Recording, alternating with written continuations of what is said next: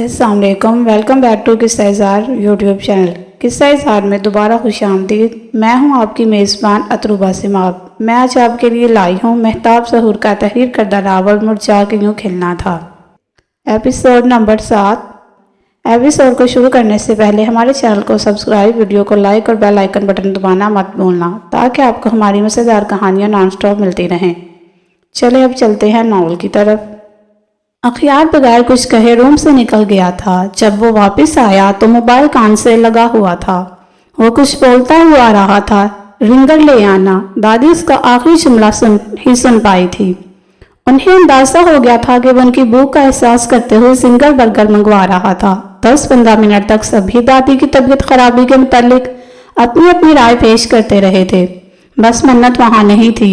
رات کو اتنی دیر تک جاگنے کی وجہ وہ اب باران کے جگانے پر نہیں جاگی تھی۔ 10-15 منٹ کے بعد بیل بجی تھی۔ دادی کے چہرے پر مسکراہٹ آئی تھی۔ اخیار گیٹ تک گیا تھا اور جب وہ واپس آیا تو ہاتھ میں شاپر موجود تھا۔ اندر آتے ہی اس نے شاپر سے ڈرپ نکالی تھی، ساتھ کچھ انجیکشن بھی تھے۔ شاپر سے کنولا نکال کر وہ دادی کی جانب بڑھا تھا۔ تم نے تو سنگل برگر منگوایا تھا نا؟ دادی نے شدید حیرت سے سوال کیا تھا۔ کیا ہو گیا ہے دادی؟ میں بھلا سنگل برگر کیوں منگواؤں گا؟ اور وہ بھی اس وقت ان کا ہاتھ تھامتے ہوئے بولا تھا، لیکن میں نے خود سنا تھا تم کہہ رہے تھے کہ ایک سنگل لیتے آؤ۔ دادی اسے یاد دلاتے ہوئے بولی تھی۔ باقی سب خاموشی سے باری باری اخیار اور دادی کا چہرہ دیکھ رہے تھے۔ او ہو دادی، میں نے سنگل نہیں رنگر بولا تھا، اور یہ ہے رنگر، وہ ٹرپ کی جانب اشارہ کرتے ہوئے بولا تھا اور ساتھ ہی ہنس دیا تھا۔ آپ کو لگا کہ میں اس وقت آپ کو سنگل برگر منگوا کر دوں گا، وہ بھی تب جب آپ کو فوڈ پوائزنگ ہے۔ اسے دادی کے خیال پر ہنسی آ رہی تھی۔ باقی سب کو بھی دادی کے ساتھ ہوئے پرینک کی سمجھ آ گئی تھی، اس لیے سب دل کھول کر ہنس رہے تھے۔ یہ تمہاری اس وقت سے کیا مراد ہے؟ کھانا کھانے کا کوئی ٹائم نہیں ہوتا، بلکہ کھانا کسی بھی ٹائم کھایا جا سکتا ہے۔ دادی تیوی چڑھا کر پوچھنے کے ساتھ بتا بھی رہی تھی، کھانا کھانے کا کوئی ٹائم نہیں ہوتا، لیکن جنک فوڈ کھانے کا ایک ٹائم ہوتا ہے۔ وہ باتوں باتوں میں دادی کے ہاتھ پر کنولا لگا چکا تھا۔ اور تم اپنی ڈاکٹری میرے سامنے مت چارو ہوں، فارغ لوگ۔ وہ منہ پھیرتے ہوئے جس انداز میں بولی تھی سب کو ہنسی آ گئی تھی۔ دادی کو موڈ سوئنگز ہو رہے ہیں۔ باران نے ایک بار پھر رائے پیش کی تھی، فوڈ پوائزنگ میں موڈ سوئنگز نہیں ہوتے ہیں۔ اخیار نے اس کے نالج میں اضافہ کیا تھا۔ وہ ڈرپ لگا چکا تھا۔ شاپر میں پر انجیکشن نکال کر اس نے ڈرپ میں ڈال دیے تھے۔ امی دادی کے لیے کھچڑی بنا دے، اگر کچھ اور بھی دینا ہو تو انہیں نرم غذا ہی دینی ہے۔ کھچڑی کا سن کر باران نے بتیسی نکالی تھی، جبکہ باقی سب نے بھی دبی دبی مسکراہٹیں چھپائی تھی۔ کہاں دادی نے سنگل برگر کھانا تھا اور کہاں اب انہیں کھچڑی کھانی تھی۔ صبح کی روشنی کب کی 400 پھیل چکی تھی۔ سب لوگ ابھی تک وہیں بیٹھے تھے۔ دادی کی ٹرپ بھی ختم ہونے والی تھی۔ منت اور باران کو سب نے زبردستی یونیورسٹی بھیج دیا تھا۔ دادی نے سب کو وہاں بیٹھے دیکھ کر اخیار کے متعلق بات کرنے کا سوچا تھا، اور پھر دادی نے انہیں سب کچھ بتا دیا تھا۔ سب سے زیادہ حیرت اخیار کی امی کو ہوئی تھی۔ میں بھی کہوں، اسے اسکول جانے کی فرصت کہاں سے ملنے لگ گئی؟ مجھے یہ نہیں پتا تھا کہ یہ فرصت خاص طور پر نکالی جاتی ہے۔ میں چاہتی ہوں کہ ہم لوگ جلد ہی رشتہ لے کر جائیں، کسی کو کوئی اعتراض تو نہیں ہے؟ دادی نے باری باری سب کے چہروں کو دیکھا تھا۔ سب نے انکار میں سر ہلایا تھا۔ اگر وہ اخیار کی پسند تھی اور دادی کو کوئی اعتراض نہیں تھا تو انہیں بھلا کیا اعتراض ہو سکتا تھا؟ چچی اور امی کو بس یہ اعتراض تھا کہ انہیں آخر بے خبر کیوں رکھا گیا تھا۔ سب کے درمیان یہی طے پایا تھا کہ وہ دادی کے ٹھیک ہوتے ہی رشتہ لے کر جائیں گے۔ زنائشہ سارے کام کرنے کے بعد پودے کے پاس آ کر بیٹھ گئی تھی۔ اس نے آج اسکول سے چھٹی کر لی تھی، جبکہ زنائشہ کی امی ہمیشہ کی طرح کوئی کتاب کھولے بیٹھی تھی، مگر پہلی بار وہ چاہ کر بھی کچھ نہیں پڑھ پا رہی تھی۔ وہ پہلی بار بے بسی سے اپنے ہاتھ میں تھامی کتاب کو دیکھنے لگی تھی۔ ان کے اس ارتکاز کو زنائشہ کے موبائل فون پر آنے والی کال نے توڑا تھا۔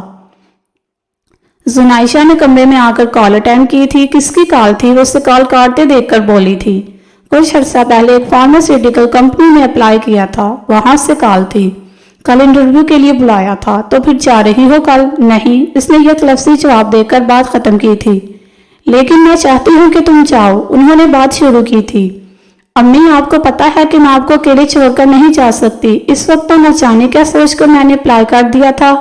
اگر آپ ہاسپٹل نہ جاتی تو شاید اس جاب کے بارے میں سوچتی، کیونکہ یہاں جاب کے ساتھ بہت سی سہولیات ہے، لیکن اب تو سوال ہی پیدا نہیں ہوتا۔ وہ پھر سے بات ختم کرتے ہوئے بولی تھی، زیش بیٹا، میں چاہتی ہوں تم کل انٹرویو کے لیے جاؤ، اور اگر تم سلیکٹ ہوتی ہو تو یہ جاب ضرور کرو۔ 2 سال تک تم نے میری بات نہیں مانی، لیکن اب وہ نہیں۔ میں نہیں چاہتی کہ ہمیشہ اسی گھر میں رہیں۔ اسکول میں جاب کرتے ہوئے تو یہ بالکل بھی ممکن نہیں ہو سکتا۔ وہ اسے بلیک میل کرتے ہوئے بولی تھی۔ اپنی وجہ سے وہ اسے مزید کسی چیز پر کمپرومائز نہیں کرنے دینا چاہتی تھی۔ زنائشہ ان کی بلیک میلنگ میں بھی آ گئی تھی اور اگلے دن انٹرویو دینے کے لیے چلی گئی تھی۔ اس کا انٹرویو اچھا رہا تھا، وہ سلیکٹ ہو گئی تھی۔ سیلری پیکج بھی اچھا تھا۔ جوائن کرنے سے پہلے اس نے سفینہ بیگم کو فون کیا تھا۔ اس نے فون پر انہیں ریزائن کرنے کی وجہ بتا دی تھی اور انہوں نے اس نئے جاب پر اسے مبارکباد دی تھی۔ 1 ہفتہ گزر گیا تھا۔ اس کے ماتھے پر لگے ٹانکے کھل چکے تھے، مگر ان ٹانکوں کے نشان ہمیشہ رہنے والے تھے۔ جاب کے ساتھ سب کچھ مینیج کرنے میں اسے اتنی مشکل نہیں آ رہی تھی جتنا وہ سوچتی تھی۔ اس دن وہ شام کے وقت سکھچین کے پودے کے پاس بیٹھی تھی۔ وہ اس پودے کے پاس کے لیے ہمیشہ وقت نکال لیتی تھی، اور جب سے ہاسپٹل سے آئی تھی سکھچین کے پودے سے اس کی ساری باتیں اخیار کے متعلق ہوتی تھی۔ اسے اب بھی یہی لگتا تھا کہ اس نے انشا کی شادی پر دیکھنے سے پہلے بھی اسے کہیں دیکھا تھا، مگر جس طرح اسے یہ یاد نہیں تھا۔ آخر اس نے پہلے اسے کہاں دیکھا تھا؟ ویسے ہی اسے وہ فون کال نہیں بھولتی تھی۔ وہ اس کی ذات سے خود کو جتنا بے نیاز کرنے کی کوشش کرتی تھی، اتنا ہی وہ اس کے دل و دماغ پر اٹکا رہتا تھا۔ اس کی امی آج پھر کتاب کھول کر بیٹھی تھی۔ آج پھر وہ کتاب کو بے بسی سے دیکھ رہی تھی۔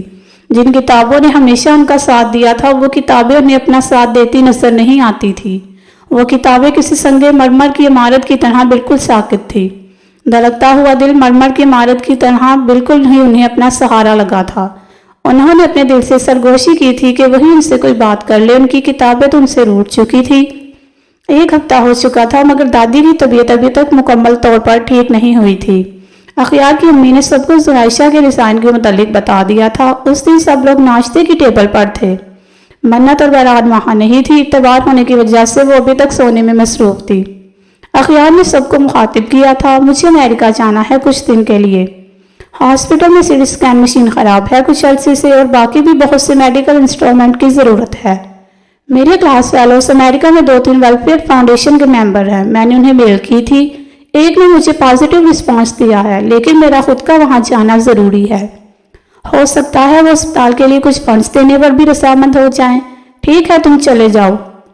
تمہارے آنے تک ہم تمہاری شادی کی تاریخ بھی طے کر دیں گے۔ دادی نے اس کے ساتھ ساتھ باقی سب کو بھی اطلاع دی تھی۔ اخیار کا منہ میں لقمہ ڈالتا ہاتھ تھما تھا۔ اس نے جن نظروں سے دادی کو دیکھا تھا، دادی نے فوراً اگلا جملہ بولا تھا، زنائشہ کے ساتھ شادی کی تاریخ۔ اخیار کے ہونٹوں پر مسکراہٹ ابھری تھی، جس کو چھپانے کی اس نے بالکل کوشش نہیں کی تھی۔ تم نے تو ماں کو کچھ بتانا ضروری نہیں سمجھا تھا۔ اگر بتایا ہوتا تو ہو سکتا ہے یہ 2 سال کا انتظار تمہارے حصے میں نہ آتا۔ اس نے جب سے اسکول جوائن کیا تھا، میں تب سے اس کے بارے میں سب کچھ جانتی ہوں۔ اگر بتا دیتے تو اب تک تمہاری شادی کیا تمہارے بچے بھی ہو چکے ہونے تھے، اور ہم سب اس وقت تمہارے بچوں کو کھلا رہے ہوتے۔ اس کی ماں نے موقع دیتے ہوئے شکایت کی تھی، شاید یہ 2 سال کا انتظار قسمت میں لکھا تھا۔ وہ کندھے اچکاتے ہوئے بغیر کسی افسوس کے بولا تھا، وہ مل گئی تھی، اس کے لیے یہی کافی تھا۔ اور اس کے ملنے کے بعد بھی بھلا کوئی افسوس کیسے کر سکتے تھے؟ اس کے نزدیک یہ ناشکری ہوئی تھی۔ ایسی ہی قسمت میں لکھا تھا، تمہاری اپنی غلطی ہے۔ تمہاری وجہ سے ہم سب بھی تمہاری شادی کی خوشی محسوس کرنے سے محروم رہے ہیں۔ تمہاری وجہ سے اس وقت ہم تمہارے بچوں کو کھلانے کی بجائے تم سے بحث کر رہے ہیں۔ چچی نے بھی پیچھے نہیں رہنا چاہا تھا، اس لیے انہوں نے بھی وار کیا تھا۔ میرے جن نامولود بچوں کو آپ سب اتنا یاد کر رہے ہیں، وہی بچے عالم بالا میں تڑپتے ہوئے دعائیاں دے رہے ہیں کہ ان کے باپ کو بخش دیا جائے۔ وہ چائے کا کپ خالی کرتے ہوئے اٹھا تھا۔ میں ہاسپٹل جا رہا ہوں، تھوڑی دیر میں آ جاؤں گا، پھر پیکنگ بھی کرنی ہے مجھے، وہ بول کر ڈرائنگ روم سے نکل گیا تھا۔ دیکھ رہی ہے امو جان، بات ایسے کر کے گیا ہے جیسے یہ عالم بالا میں پڑے اپنے بچوں کے ساتھ رابطے میں ہیں۔ یہ شکایت اخیار کے والد کی جانب سے آئی تھی، اور اگر تم لوگ اسی دنیا میں موجود اپنی اولاد کے ساتھ رابطے میں ہوتے تو یہ 2 سال بیچ میں آنے ہی نہیں تھے۔ اگر اس نے نہیں بتایا تو قصور اس کا نہیں، تم لوگوں کا ہے۔ تم لوگوں نے کبھی اپنی اور اپنی اولاد کے درمیان موجود فاصلے مٹانے کی کوشش کی؟ کبھی ایسا کیا کہ اولاد کے درمیان موجود فاصلے مٹانے کی اپنے بزنس کو نظر انداز کر کے اولاد کو توجہ دی ہو؟ تم لوگ اولاد کو نظر انداز کر سکتے ہو، مگر نام نہاد بزنس کو نہیں۔ دادی سب کو آئینہ دکھاتے ہوئے وہاں سے اٹھ گئی تھی۔ अखियार की शदीद ख्वाहिश थी कि वो अमेरिका जाने से पहले जुनाइशा से एक बार मिलकर जाए, मगर उससे मिलना ऐसे किसी तरह मुनासिब नहीं लगा था। इसके अमेरिका जाने से अगले दिन वो रिश्ते के लिए जुनाइशा के घर गए थे। जुनाइशा इस वक्त जॉब पर थी। दादा और अम्मी को खासी खुशी हुई थी। इन दोनों को रिश्ता नहायत मुनासिब लगा था, मगर इसी वक्त जवाब देने की बजाय उन्होंने सोचने के लिए वक्त मांगा था। दादी ने खियार को इस मुतालिक कुछ नहीं बताया था। 3 दिन बाद जुनाइशा की अम्मी ने फोन पर हाँ कर दी थी। दादी ने खियार को बता दिया था खियार उसके घर वालों की खुशी का कोई ठिकाना नहीं था। जुनाइशा इस सारे मामले से अभी तक लाइल्म थी। शाम को जब वो फारिग होकर अम्मी के पास बैठी तो उन्होंने गला खंखारते हुए बात शुरू की थी। जैश बेटा, एक बहुत अच्छे घर से तुम्हारा रिश्ता आया है। तुम्हारे दादा और मुझे वो रिश्ता नहायत मुनासिब लगा, इसलिए हमने तुम्हारा रिश्ता तय कर दिया है। वो आगे भी कुछ बोल रही थी, मगर जुनाइशा के कान साइन साइन करने लगे थे। उसके कानों में बस एक ही जुमला गूंज रहा था, हमने तुम्हारा रिश्ता तय कर दिया। अब वो जुड़ने से पहले ही टूट गया था। उसकी आंखों में नमी उभरी थी। तुम्हारे दादा और मैं बहुत खुश हैं और मुत्तमिन भी, वो अभी तक बोल रही थी। जुनाइशा ने अपने दर्द को नजरअंदाज करते हुए उनकी आंखों में देखा था, जहां खुशी की चमक बहुत वाज़ेह थी। ये तुम्हारी आंखों में नमी क्यों है? तुम ठीक हो? सॉरी बेटा, मुझे तुमसे पूछे बिना हाँ नहीं करनी चाहिए थी। मुझे लगा तुम्हें एतराज नहीं होगा। अगर तुम्हें कोई और पसंद है तो बता सकती हो। मैं तुम्हारी दोस्त भी हूँ। वो जुनाइशा की आंखों में नमी देखकर परेशान हो गई थी। अब उन्हें जुनाइशा की रजामंदी लिए बगैर खुद ही फैसला करना गलत लगा था, इसलिए वो सवाल करने के साथ साथ वजाहत भी दे रही थी। क्या हो गया है अम्मी? मुझे भला कौन पसंद होगा? आप इस रिश्ते से खुश हैं तो मेरी खुशी भी यही है। आज से पहले उसने कभी झूठ नहीं बोला था। आज पहली बार वो झूठ बोल रही थी और इस झूठ से उसका अपना दिल ही जख्मी हो गया था। फिर तुम्हारी आंखों में ये नमी कैसी है? उन्हें तसल्ली नहीं हो रही थी। वो तो मैं परेशान हो रही हूँ कि उन्हें इस बात पर कोई एतराज ना हो कि मैं आपको और दादा को अपने साथ रखना चाहती हूँ। वो आंखें पोंछते हुए अब की बात सच्चाई से बोली थी। तुम हमारी फिक्र छोड़ो, ये इतना बड़ा मसला नहीं है कि तुम परेशान हो। उन्हें जुनाइशा की बात पर यकीन आ गया था, इसलिए मुस्कुराते हुए बोली थी। जुनाइशा थोड़ी देर इनके साथ बातें करने के बाद वहां से उठ आई थी। वो जान गई थी इसकी माँ की खुशी क्या थी। उसे तो अपनी खुशी नहीं मिली थी, माँ को खुश करने में भला क्या हर्ज था। वो सुखचैन के पौधे के पास आकर बैठ गई थी। उसका वाहिद राजदार और दुख सुख का साथी वही तो था। मैं भी किस कदर खुश फहम हूँ। अगर उसने मेरा ख्याल रखा या मेरी परवाह की तो इसका ये मतलब थोड़ी है कि वो मुझसे मोहब्बत करता है। अगर मेरा जख्म देखकर वो हवास पाख्ता हो गया था या मुझे इंजेक्शन लगाते उसके हाथ कांपने लग गए थे, तब भी उन सब का ये मतलब थोड़ी है कि वो मुझसे मोहब्बत करता है। मैंने तो वो फोन कॉल देखी थी ना, मैं तो जानती थी कि उसकी जिंदगी में कोई और है। फिर मैं कैसे इससे मोहब्बत कर बैठी? कब हो गई मुझे उससे मोहब्बत? तब जब मैंने उससे पहली बार इंशा के घर देखा था, या तब जब मैंने उसे स्कूल में देखा था, या तब जब मैंने अपनी चोट पर उसके हाथ कांपते देखे थे। उसके इकरार पर सुखचैन के सूखे पत्तों ने चौंक कर सर उठाया था। पत्तों के साथ साथ उसने खुद भी चौंक कर सर उठाया था। उसने खुद को कटहरे में खड़ा करना चाहा था। उसके पास मोहब्बत वाला ऑप्शन नहीं था। फिर कैसे उससे ये गलती हो गई? एक तरफा मोहब्बतों की कोई मंजिल नहीं होती, खास तौर पर ऐसी एक तरफा मोहब्बतें जिनमें कभी कोई इकरार ही ना हुआ हो। और मेरे लिए यही बेहतर है कि वो शख्स मेरे जज्बात से नावाकिफ है। अब तो वैसे भी जिंदगी में दोबारा उससे सामना नामुमकिन सी बात है, और यही अच्छा है कि इससे अब भी मेरा सामना ना हो। ना वो सामने आएगा, ना मेरे दिल में कोई हलचल होगी। जब दिल ही साकत हो जाएगा तो उसकी मोहब्बत खुद ही जंग-आलूद हो जाएगी। सातों जानिब चीजों को संग लगते आखिर देर ही कितनी लगती है। वो ना जाने खुद को तसल्लियां दे रही थी अपने दिल को, या फिर सुखचैन को पौधे को बता रही थी। अम्मी इस वक्त मुझे बता रही थी, मगर मैंने सुना ही नहीं कुछ।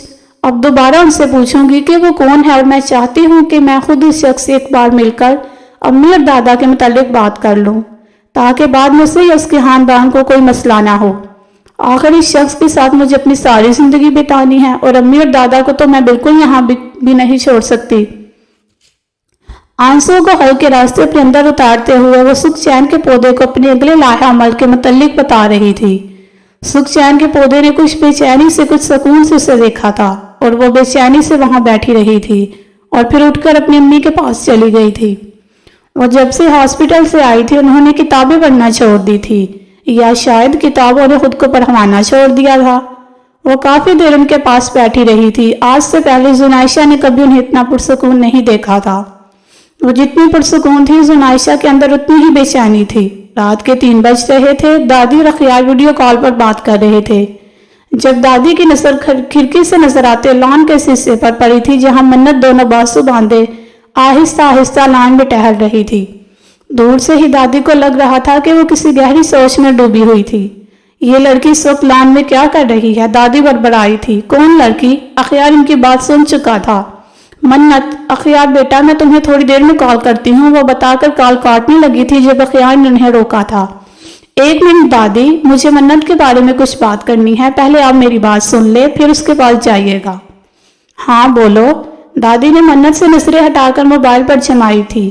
دادی، مجھے لگتا ہے وہ کسی بات کی وجہ سے بہت زیادہ ڈسٹرب ہے۔ میں نے ایک بار پوچھنے کی کوشش کی تھی لیکن اس نے مجھے نہیں بتایا۔ میں نے اسے 1-2 بار ایسے ہی لان میں بے چینی سے ٹہلتے دیکھا ہے اور 2-3 بار تو رات دیر تک اس کے کمرے کی لائٹ بھی چلتی دیکھی ہے، اور اب بھی آپ کہہ رہی ہیں کہ وہ لان میں ہے۔ اس کے ساتھ یقیناً کوئی مسئلہ ہے، میں وہاں ہوتا تو پتہ کر لیتا، لیکن اب آپ پتہ لگانے کی کوشش کریں کہ آخر کس بات میں اسے اتنا ڈسٹرب کیا ہوا ہے۔ بہن کے لیے پریشانی اس کے چہرے سے صاف واضح تھی۔ تم ٹینشن مت لو، میں ہوں نا یہاں، میں بے فکر رہو، دادی نے اسے یقین دہانی کرائی تھی۔ کال کاٹنے کے بعد وہ لان میں چلی آئی تھی۔ منت، کیا ہوا ہے بیٹا؟ دادی کے پوچھنے پر وہ ایک دم کسی خیال سے چونکی تھی۔ کچھ نہیں دادی، نیند نہیں آ رہی تھی تو باہر آ گئی۔ وہ آنکھوں میں تیرتی نمی کو چھپانے کی کوشش کرتے ہوئے بولی تھی۔ نیند نہ آنے کی بھی کوئی نہ کوئی وجہ تو ہوگی نا؟ دادی نے کریدنے کی کوشش کی تھی۔ نہیں دادی، بس ویسے ہی نیند نہیں آ رہی تھی، اب آ رہی ہے، جانے لگی ہوں روم میں۔ دادی کے سوالوں سے بچنے کا اسے یہی حل نظر آیا تھا۔ وہ دادی کو گہری سوچ میں چھوڑ کر اپنے کمرے کی جانب بڑھ گئی تھی۔ اگلے دن کا سورج ہمیشہ کی طرح اپنے معمول کے مطابق طلوع ہوا تھا، مگر زنائشہ کے دل میں بڑھتی بے چینی معمولی نہیں تھی۔ وہ جاب پر جانے کے لیے تیار ہو چکی تھی مگر پھر اپنی امی کے پاس آئی تھی۔ امی، آج میرا جاب پر جانے کا دل نہیں کر رہا۔ وہ ان کے بالکل پاس بیڈ کے کنارے پر ٹک کر ان کے گلے لگتے ہوئے بولی تھی۔ یہ اس کی بچپن کی عادت تھی، جب کبھی وہ بے چین ہوتی تھی یا کسی بات پر بے حد پریشان ہوتی تھی تو آ کر اپنی ماں کے گلے لگ جاتی تھی اور کچھ بولے بغیر 2-3 منٹ تک ان کے گلے لگے رہنے کے بعد خاموشی سے ان سے الگ ہو جاتی تھی۔ اسے لگتا تھا کہ وہ جب بے چینی اور پریشانی میں ان کے گلے لگتی تھی اس کی آدھی بے چینی اور پریشانی وہ انتہائی خاموشی کے ساتھ خود میں جذب کر لیتی تھی۔ ماؤں کا لفظ ہی ایسا طاقتور ہوتا ہے کہ فقط ان سے لپٹ جانے سے ہی اولاد کو اپنی پریشانی اور تکلیفوں کی طاقت کم ہوتی محسوس ہوتی ہے۔ دل کی مت سنو اور جاب پر جاؤ، جاب کو دن ہی کتنے ہوئے ہیں بلا؟ وہ پیار سے اس کے سر پر ہاتھ پھیرتے ہوئے بولی تھی۔ آپ کو اکیلا چھوڑ کر جانے کا دل نہیں کر رہا میرا؟ وہ انہیں حقیقت بتاتے ہوئے ان سے الگ ہوئی تھی۔ مجھے چھوڑ کر پہلی بار تو تم نہیں جا رہی، پھر کیوں گھبرا رہی ہو؟ مجھے بھی نہیں پتا کہ میرا دل کیوں اتنا گھبرا رہا ہے۔ میری ساتھ نے تمہیں بالکل ڈرپوک بنا دیا ہے۔ مجھے پورا یقین ہے جب میں نہیں رہوں گی تب بالکل ڈرپوک نہیں رہو گی۔ وہ مذاق میں بولتے ہوئے اس کا دل چیخ گئی تھی۔ امی پلیز آپ دوبارہ ایسا کچھ مت بولیے گا۔ ابو کے بغیر تو میں جی رہی ہوں لیکن آپ کے بغیر میں جینے کا تصور بھی نہیں کر سکتی۔ وہ اپنے آنسوں کو بہنے سے روک نہیں پائی تھی۔ اچھا ٹھیک ہے، آئندہ ایسا کچھ نہیں بولوں گی، لیکن میں نے آب حیات تھوڑی پیا ہوا جو میں نے مرنا نہیں۔ سب کی زندگی کو ایک نہ ایک دن موت کے ہاتھوں موت کھانی پڑتی ہے۔ آپ نے ابھی کہا تھا کہ آپ ایسی باتیں نہیں کریں گی۔ وہ ناراضگی سے یاد دہانی کروا رہی تھی۔ وہ تو میں تمہیں سمجھا رہی تھی، مجھے کچھ نہیں سمجھنا، وہ ہنوز ناراضگی سے بولی تھی۔ اچھا ٹھیک ہے، کچھ نہیں سمجھاتی تمہیں، سب کچھ خود ہی سمجھ جانا، بس ماں سے ناراضگی ختم کرو اور جاب پر جاؤ۔ وہ اس کا ماتھا چومتے ہوئے بولی تھی۔ زنائشہ کو دل کے لاکھ نہ چاہنے کے باوجود بھی جاب پر جانا پڑا تھا۔ جمعہ ہونے کی وجہ سے منت اور بران کا آج یونیورسٹی میں ایک ہی لیکچر تھا، دونوں نے یونیورسٹی جانے کی بجائے چھٹی کر لی تھی۔ دادی نے بران سے منت کے متعلق پوچھا تھا مگر اس نے منت سے کیا وعدہ نبھاتے ہوئے دادی کو کچھ نہیں بتایا تھا۔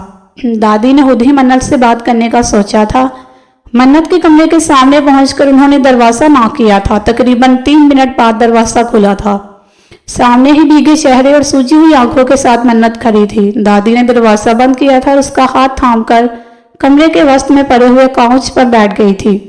تمہاری آنکھوں کو کیا ہوا ہے؟ دادی نے اس کی آنکھوں میں دیکھتے ہوئے سوال کیا تھا۔ میں نے ابھی منہ دھویا ہے تو آنکھوں میں کچھ چلا گیا ہے، اس لیے سرخ ہو گئی ہیں۔ शदीद रोने की वजह से आवाज भी बारी हो चुकी है। मैंने आंखों की सुर्खी की नहीं सोजिश की वजह पूछी है, और आवाज के बारी होने का क्या बहाना बनाओगी?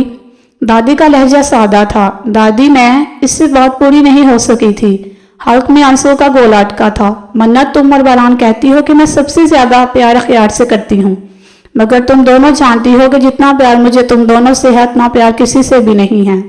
मैंने हमेशा चाहा था कि मैं अपनी पोतियों के लिए उनकी दादी से ज्यादा उनकी सहेली हूँ। बढ़ती उम्र के बावजूद मैंने खुद को बुरा नहीं होने दिया कि कहीं तुम लोगों को ये ना लगे कि मैं तुम लोगों की बात को या तुम लोगों के हालात को नहीं समझ सकती। मैंने हमेशा तुम लोगों के साथ फ्रैंक माहौल में रहना चाहा था।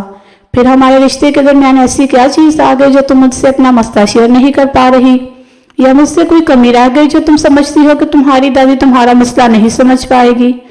दादी इसके हाथों को थामते हुए शफकत से बोली थी, मैं जानती हूँ दादी, आप सबसे ज्यादा प्यार हम दोनों से करती हैं, लेकिन मैं वो अपनी बात पूरी नहीं कर पाई थी। आंखों में तैरते आंसुओं ने पलकों की बाढ़ तोड़ दी थी। तुम्हें पता है खैर अमेरिका में होने के बावजूद तुम्हारे लिए कितना परेशान है, मैं तुम्हारे लिए कितनी परेशान हूँ। बेटा, मसाइल शेयर करने से ही हल होते हैं। अगर हमें ये लगता है कि हम अकेले ही मसाइल का सामना करते रहेंगे और मसाइल खुद ही हल हो जाएंगे तो ऐसा हरगिज नहीं होता है। ना तो मसाइल पैदा करने वाले इंसान थकते हैं, ना ही मसाइल थक हार कर खुद से हल होते हैं। दादी, मैं आपको और भाई को खुद से बदगुमान होते नहीं देख सकती। मैं इसलिए आपको कुछ नहीं बताना चाहती। वो जानती थी अब मुझसे झूठ बोलना नामुमकिन था, इसलिए उसने सच्चाई का इतराफ करना चाहा था। अगर तुम्हें ऐसा लगता है कि खियार और मैं तुमसे कभी बदगुमान हो सकते हैं तो बिल्कुल गलत लगता है। तुम एक बात जान लो कि चाहे तुम्हारी कोई गलती हो या ना हो, तुम्हारी दादी और तुम्हारा भाई तुम्हें हमेशा सपोर्ट करेंगे। दादी ने उसे यकीन दिलाना चाहा था। बेशक आप मुझे सपोर्ट करेंगे, लेकिन मेरे बताने से बहुत कुछ खत्म हो जाएगा। दादी, आपका और भाई का मुझ पर एतबार करना, मुझे एक अच्छी लड़की समझना, मुझसे मोहब्बत करना, और ये भी हो सकता है कि मेरा यूनिवर्सिटी जाना भी खत्म हो जाए। वो अपनी आंखों से निकलते हुए आंसुओं को बेदर्दी से पहुंचते हुए बोली थी, तुम्हें क्यों लग रहा है कि तुम्हारे बताने से सब खराब ही होगा? ये भी तो हो सकता है कि तुम्हारे बताने से सब ठीक हो जाए। क्या तुम अपनी दादी पर इत्तबार नहीं कर सकती? दादी के इतनी आस से पूछने पर मन्नत ने सब कुछ दाव पर लगाकर दादी को सब कुछ सच बताने का सोचा था। दादी, आपको याद है कुछ अर्सा पहले हमारी एक यूनिवर्सिटी फेलो की बर्थडे थी। यूनिवर्सिटी एंड होने के बाद एक होटल में उसकी बर्थडे पार्टी थी। उसने सबको इनवाइट किया था। मैं और बारान ने भाई से वहां जाने की परमिशन मांगी थी, लेकिन उन्होंने परमिशन नहीं दी थी। आपसे भी परमिशन लेने की कोशिश की थी हम दोनों ने, लेकिन आपने भी नहीं दी। बारान तो मान गई थी कि हम नहीं जाती, मगर मैंने जिद की थी और उसे भी तैयार कर लिया था। ड्राइवर अंकल को हम लोगों ने पैसे दे दिए थे और आपको आके कहा था कि यूनिवर्सिटी में एक एक्स्ट्रा क्लासेस हैं, और हम होटल में बर्थडे पार्टी अटेंड करने चली गई थी। केक काटने के बाद सब एक दूसरे के मुंह पर केक लगा रहे थे जब एक लड़का मुझसे टकराया। उस लड़के के किसी दोस्त ने उसी वक्त तस्वीर खींच ली। पार्टी के बाद हम लोग घर आ गई थी। मैं तो 2-3 दिन बाद इस वाक्य को भूल गई थी, लेकिन वो लड़का मुझे फॉलो करने लग गया। वो हमारी ही यूनिवर्सिटी का है, लेकिन डिपार्टमेंट और है। उसने कहा कि मैं इससे फ्रेंडशिप कर लूं, लेकिन मैंने मना कर दिया। एक दिन यूनिवर्सिटी के ग्राउंड में उसने दोबारा से वही बात की। मैं गुस्से में वहां से जाने लगी थी, लेकिन उसने हाथ पकड़ लिया। मैंने उसे थप्पड़ मार दिया। उसके बाद उसने मुझे ब्लैकमेल करना शुरू कर दिया। पार्टी के दौरान मैंने अपनी एक क्लास फेलो को बताया था कि मैं घर वालों से चोरी आई हूँ, और वो बात उसने शायद सुन ली थी। उसने कहा वो तस्वीर बाबा और अखियार भाई को बेच देगा। पता नहीं उसके पास कहाँ से बाबा और अखियार भाई का नंबर आया है, लेकिन वो कहता है कि वो सारी चैट के स्क्रीनशॉट और सारी तस्वीरें हम दोनों को बेच देगा। लेकिन दादी, मैं सच कह रही हूँ कि मैंने कभी उससे बात नहीं की, ना ही उससे कभी मिली हूँ। वो स्क्रीनशॉट फेक हैं, तस्वीरें भी उसने एडिट की हुई हैं। दादी, मैंने उसे सॉरी भी की, उसकी मिन्नतें की हैं कि वो मेरा पीछा छोड़ दे, लेकिन वो कहता है कि जब तक वो मुझे बाबा और भाई से मेरे मुंह पर थप्पड़ पड़वा कर मुझे दिन में तारे ना दिखाया दे, तब तक मेरा पीछा नहीं छोड़ेगा। सारी बात बताते हुए उसकी हिचकी बंद गई थी। If you enjoyed this video, please let us know by press thumbs up button. Thank you for watching our videos. See you in the next video.